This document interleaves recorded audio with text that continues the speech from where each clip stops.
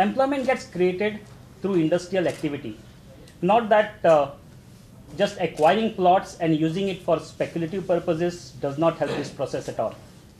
This is exactly what started happening on a large scale during the term of Shri Babu Kavlekar as the chairman of GIDC. Many of the genuine entrepreneurs could not get plots that they wanted, and these plots were irregularly flouting all rules and regulations, started getting allotted to shadow units. GSIA filed a criminal complaint in 2011, but despite continuous follow-through, it has not been converted into an FIR, citing that it was not a cognizable offense.